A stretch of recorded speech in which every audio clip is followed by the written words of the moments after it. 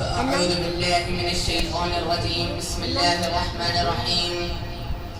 ادفع بالتي هي أحسن. وقال الله تعالى في مقام آخر وإنك لعلى خلق عظيم. صدق الله العظيم. محترم حضرات، دور دراز سے اس محفل میں تشریف لانے والے مہمانان اعظام اور میری پردنشین مائیں اور بہنیں، السلام علیکم ورحمۃ اللہ وبرکاتہ۔ محترم حضرات، آج کی میری تقریر کا عنوان ہے حسن اخلاق۔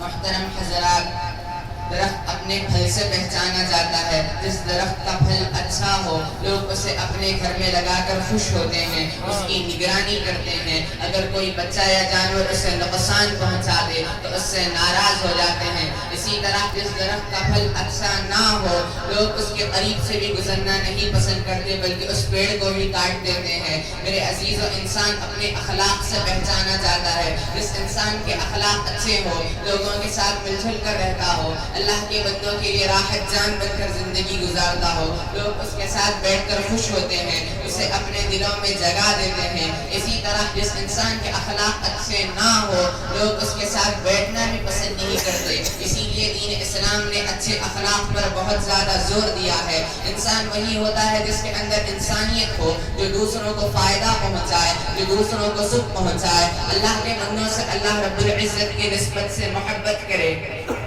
جانور سے بھی بدتر انسان، جو انسان کسی دوسرے انسان کا دل دکھاتا ہے، جو انسان کسی دوسرے انسان کے لیے وبال جان بن کر زندگی گزارتا ہے، وہ حیوان ہے، بلکہ حیوان سے بھی بدتر ہے۔ اللہ تعالیٰ فرماتے ہیں اولئک کالانعام بل هم اضل، یہ تو جانور ہیں بلکہ جانور سے بھی بدتر ہیں۔ جانور میں مراتب، جانور تین طرح کے ہوتے ہیں۔ نمبر ایک، مفید اور بیزر حیوان۔ کچھ جانور ایسے ہوتے ہیں جو اپنی تکلیف برداشت کر لیتے ہیں مگر کسی دوسرے جانور کو تکلیف نہیں دیتے، جیسے گائے اور بکری وغیرہ۔ بکری کتنی ہی بھوکی کیوں نہ ہو، کسی دوسری بکری پر حملہ نہیں کرے گی، وہ بھوک سے مر جائے گی مگر کسی دوسری بکری کو اذیت اور ضرر نہیں پہنچائے گی۔ اسی طرح گائے کتنی ہی بھوکی کیوں نہ ہو، کسی دوسری گائے پر حملہ نہیں کرے گی، وہ بھوک برداشت کر لے گی مگر کسی دوسری گائے کو ضرر نہیں پہنچائے گی۔ نمبر دو، وحشی حیوان۔ ایک جانور کی دوسری قسم ہے، جب ان کو ضرورت ہوتی ہے تو یہ دوسرے جانور کو کاٹتے ہیں اور کھا جاتے ہیں، لیکن جب انہیں ضرورت نہیں ہوتی تو ان کو کوئی پرواہ نہیں ہوتی کہ کون ان کے پاس ہے اور کون نہیں، جیسے شیر اور بھیڑیا وغیرہ۔ نمبر تین، موذی حیوان۔ ایک جانور کی تیسری قسم ہے، یہ دوسروں کو نقصان پہنچانے کے در پر ہوتی ہے، حالانکہ اس میں ان کا اپنا کوئی فائدہ نہیں ہوتا لیکن یہ دوسروں کو نقصان پہنچا رہے ہوتے ہیں، جیسے سانپ اور بچھو وغیرہ۔ جب بچھو کسی کو کاٹتا ہے تو کیا اسے سانس لینے میں مزہ آتا ہے، یا اسے نیند اچھی آتی ہے، یا پھر اس کی بھوک اتر جاتی ہے؟ نہیں، عادتاً ہی دوسروں کو نقصان پہنچا رہے ہوتے ہیں، اس میں ان کا اپنا کوئی فائدہ نہیں ہوتا۔ جانور سے بھی بدتر انسان۔ اللہ رب العزت فرماتے ہیں اولئک کالانعام بل هم اضل، یہ تو جانور ہیں بلکہ جانور سے بھی بدتر ہیں۔ تو اس کا کیا مطلب ہے؟ اس کا مطلب یہ ہے کہ انسان جب حیوان بن جاتا ہے تو ان بدترین قسم کی جانوروں کی مانند بن جاتا ہے، یہ سانپ اور بچھو جیسا بن جاتا ہے، حالانکہ اس میں اس کا کوئی فائدہ نہیں ہوتا لیکن یہ دوسروں کے دل کو ٹھیس پہنچا رہا ہوتا ہے۔ اسی لیے آپ نے کچھ لوگوں کو کہتے سنا ہوگا کہ میں نے اس کا دل جلایا۔ ایسے لوگ جو دوسروں دل کو ٹھیس پہنچا کر خود خوشیاں تلاش کرتے ہیں، اللہ رب العزت فرماتے ہیں یہ تو جانور ہیں بلکہ جانور سے بھی بدتر ہیں۔ اخلاق میں مراتب، اخلاق تین طرح کے ہوتے ہیں۔ نمبر ایک، اخلاق حسنہ یا اخلاق عالیہ۔ اللہ رب العزت حضرت ابراہیم علیہ السلام سے مخاطب ہوتے ہوئے فرماتے ہیں یا خلیل احسن خلقکم ولو مع الکفار، اے میرے خلیل اپنے اخلاق کو اچھا بنا لیجئے اگرچہ وہ کفار کے ساتھ ہی کیوں نہ ہو۔ اخلاق حسنہ یا اخلاق عالیہ کیا ہے؟ وہ یہ ہے کہ اگر کوئی آپ کے ساتھ اچھا سلوک کرے تو آپ اس کے ساتھ اچھا سلوک کرو، اگر کوئی آپ کو ضرر پہنچائے تو آپ صرف اسے اتنا ہی ضرر پہنچا سکتے ہو جتنا اس نے آپ کو ضرر پہنچایا ہے، اس سے زیادہ نہیں۔ اگر آپ اس سے زیادہ کریں گے تو آپ ظلم میں شمار ہوں گے۔ تورات میں یہ حکم ہے ان النفس بالنفس والعین بالعین والانف بالانف والاذن بالاذن والسن بالسن، جان کے بدلے جان، آنکھ کے بدلے آنکھ، کان کے بدلے کان اور زبان کے بدلے زبان۔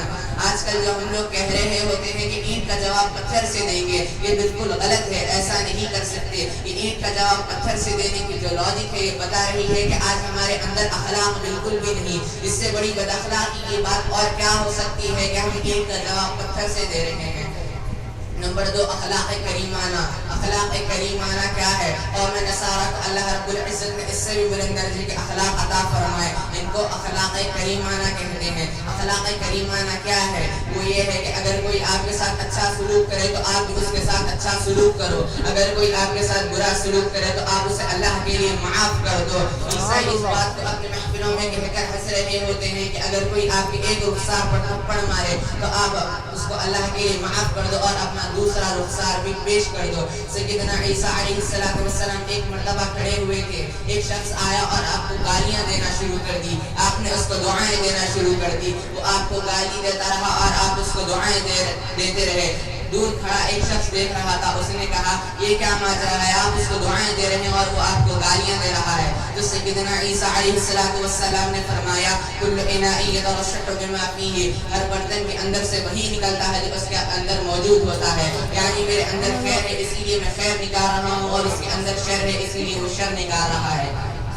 نمبر 3، اخلاق عظیمہ۔ امت محمدیہ کو اللہ رب العزت نے اس سے بھی بلند درجے کے اخلاق عطا فرمائے، ان کو اخلاق عظیمہ کہتے ہیں۔ اخلاق عالیہ اور اخلاق کریمانہ سے بھی بلند درجے کے اخلاق عظیمہ ہیں۔ اخلاق عظیمہ کیا ہے؟ وہ یہ کہ اگر کوئی آپ کے ساتھ برا سلوک کرے تو آپ اسے معاف کر دو، فقط معافی نہ کرو بلکہ ایک قدم آگے بڑھ کر اس کے ساتھ احسان کا معاملہ کرو، بڑوں کے ساتھ احترام سے پیش آؤ اور چھوٹوں پر شفقت کرو، اس کو اخلاق عظیمہ کہتے ہیں۔ اخلاق عظیمہ کی مثال، ایک مرتبہ میدان احد میں صحابہ کرام سے غلطی ہو گئی، وہ یہ سمجھے کہ جنگ ختم ہو گئی اور وہ پہاڑ سے نیچے آ گئے، جس کی وجہ سے حضرت خالد بن ولید رضی اللہ عنہ جو اب تک مسلمان نہیں بنے تھے، انہوں نے 70 صحابہ کرام کو شہید کر دیا۔ بہرحال حضور بہت رنجیدہ ہو گئے تو اللہ رب العزت نے فرمایا فاعف عنہم، آپ میرے محبوب ان کو معاف کر دو، فقط معافی نہ کرو بلکہ ان کے لیے استغفار بھی کیا کرو تاکہ میں انہیں معاف کر دوں۔ اخلاق عظیمہ کی تعلیم، یہ تو ہر مسلمان کو اخلاق عظیمہ کی تعلیم دی گئی ہے، لیکن اخلاق عظیمہ کا حکم دیا جاتا تو پھر ہمارے پاس چوائس کے اختیار والی بات نہیں رہ جاتی۔ دعا فرمائیے کہ اللہ تعالیٰ مجھے اور آپ کو کہنے اور سننے سے زیادہ عمل کرنے کی توفیق عطا فرمائے۔ حسن اخلاق سے قرآن مجسم بن جا، تجھ کو ابلیس بھی دیکھے تو مسلمان بن جائے، تجھ کو ابلیس بھی دیکھے تو مسلمان بن جائے۔ اخلاق کا سمندر میرے اور آپ کے پیارے نبی کریم صلی اللہ علیہ وسلم کی شان اقدس میں ایک شعر کہہ رہا ہوں۔ وہ تصور میں تیرا چاند سا بہتر چمکے، جس طرح چاندنی راتوں میں سمندر چمکے، آپ کا نام محمد بھی ہے برکت والا، لکھ دیا جائے تو تاروں سا مقدر چمکے۔ سارے عالم میں ایک ایسا ہنسی گزرا ہے، سارے عالم میں ایک ایسا ہنسی گزرا ہے، جس کو چادر میں چھپائے تو وہ چادر چمکے۔